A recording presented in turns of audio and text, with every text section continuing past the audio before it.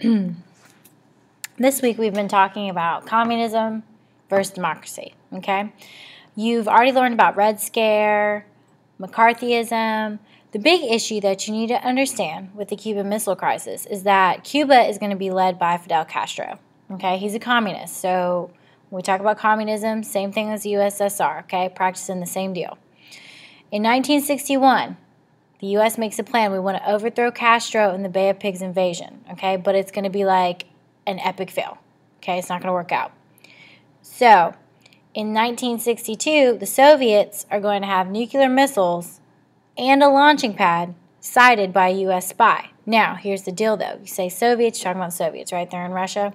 Yeah, but their missiles are in Cuba, and they're pointed towards America. We're flying over. We're, trying to check up on Cuba, and we notice that missiles are pointed towards us, okay? If you know anything about the location of Cuba, it is right below Florida, okay? So the Soviets say that they're like, hey, the missiles are there. They're, to protect Cuba from attack because you guys got a little crazy in 61 and tried to come over here and take over.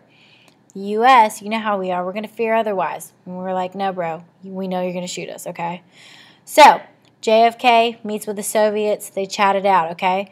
And they agree to remove U.S. missiles from Turkey. Now, that's the interesting part about this is that we're upset that Russia has missiles pointing at us. They're sitting in Cuba.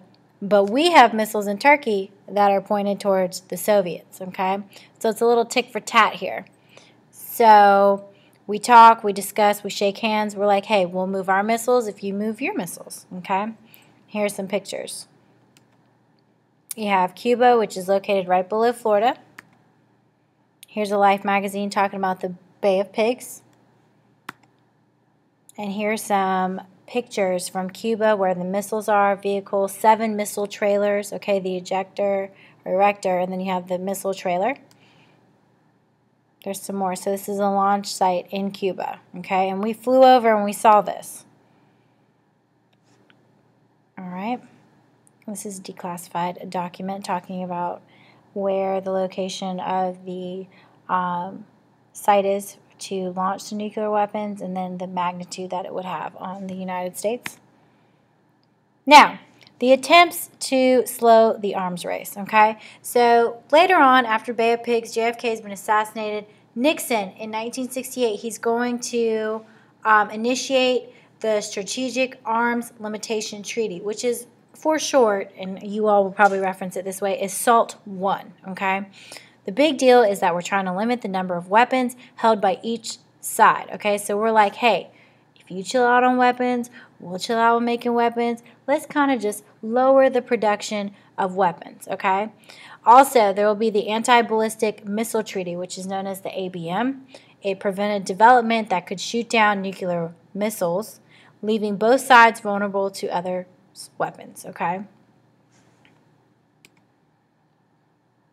Now, there are going to be some changes in Europe, okay? So get ready to, this is a new subtitle, it's bigger, so change it up here. The changes in Europe. First and foremost, understand that the struggle after World War II, there's a struggle because we want to rebuild, okay? Europe's no longer the center of world power.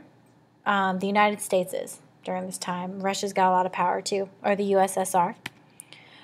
Here's the solution though. Since we want to rebuild, we want more power, we're going to move towards unity to rival the U.S. and the Soviets, because what you need to understand is that because Europe is so weak after World War II, the United States is a superpower, the USSR is a superpower, and that's who's having this arms race and this conflict. Now, what Europe is going to do is they're going to create their own type of unity or some type of system as well. So they're going to create the European Economic Community, and they have a common market when it comes to economics, okay? And here's a map. The purple shows you who's the original members of the European Economic Community, and then the following green, orange, red, and pink show what years they joined, which you can see that East Germany is going to join in 1990 when West and East Germany unite after the Berlin Wall falls. I haven't taught you about that yet, but I'm about to. All right, so what about Eastern Europe? You guys, we've talked extensively about Eastern Europe and how they're weaker, they don't have as much money. We try to help with the Marshall Plan, but here's what's going to happen. Eastern Europe is going to recover, okay, but not at the same rate as Western Europe, okay? Here's what's going on with the USSR. So Stalin is going to help rebuild the Soviets quickly after the war. Nikita Khrushchev is going to de-Stalinize the Soviet Union. So all the legislation and the practices that Stalin was using in the USSR, Khrushchev is going to revoke it and turn the nation around. Okay, and as you look, the first picture is Stalin, the second one is Khrushchev, and the third and final one is Mikhail Gorbachev, okay? And you guys, I don't know if you've really heard or learned about Gorbachev, but he was someone that I heard when I was growing up. Gorbachev is going to propose two concepts. Glasnost, which is the openness, okay, to address problems that are going on in the Soviet Union. Because what you have to understand is about these communist societies are very within themselves. They're introverted. They don't discuss their nation's problems. What's going on in the nation stays in the nation. It's just like what stays in Vegas, or what happens in Vegas stays in Vegas. What happens in the USSR stays in the USSR. But Glasnost is going to be a concept where they're more open to address their problems, okay? Perestroika is going to be the restructuring, meaning reform. So Gorbachev is going to try to reform the USSR. He's going to try to bring some changes to their government. He's also going to be more open about the problems that the USSR faces and reach out to other nations to find solutions. But what's going to happen is Gorbachev is going to pull out of Eastern Europe. So Soviet control is going to kind of back out, and he's going to encourage reform in his own nation. And what will happen is that those leaders in those areas, they are, were formerly backed by the Soviet Union, but what's going to happen is that when people don't like communism, they will want to have revolutions. And you've learned that all through world history is that when people don't like something, they want change, they make it happen. So Czechoslovakia, Poland, Romania, and East Germany will have revolutions, and they will break away from communism, but it'll just be a slower process. Now, with freedom and with revolutions comes freedom. So what will happen with East Germany is that they can travel from east to west. They gave in to the opening of the Berlin Wall in 1989, and the people are going to tear it down. So there's no more of that separation, and Germany will unite in less than a year. It only takes them, less than a year to reunite, okay? So these people who have lived in East Germany will interact with people from the West, and they will unite their country once again, okay? So communism is moving out. Now, what will happen with the USSR is that it'll fall. It'll leave 15 separate regions fighting for independence. Latvia, Estonia, Lithuania, Belarus, and Ukraine will be included in that. There's some examples. And what will happen is that they will shift to a market economy instead of a command economy. So they'll have capitalist society instead of a communist. So when we talk about market economy, that means that, individuals can own their own businesses, they can make their own money, things like that. Whereas in communism, everything is owned totally by the government. Everything is dictated by the government, okay? With market economies, you can be your own boss. Now, the European Union will form. It'll have economic and political unions of the European nations. So if you look and see, it's got a large amount of the European nations included.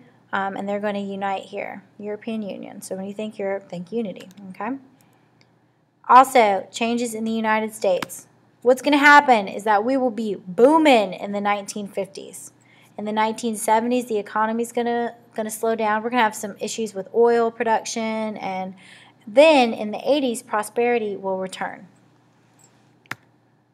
Okay, so you have 1950s picture here. Check out our fridge, looking at our clothing. All right, Mama's got a nice new kitchen here. All right, vehicles, lots of mass car protection. You see American cars in the 1950s. This is dealing with 1970s and gas lines, dealing with, people could pump gas on certain days because there's an oil shortage and a problem.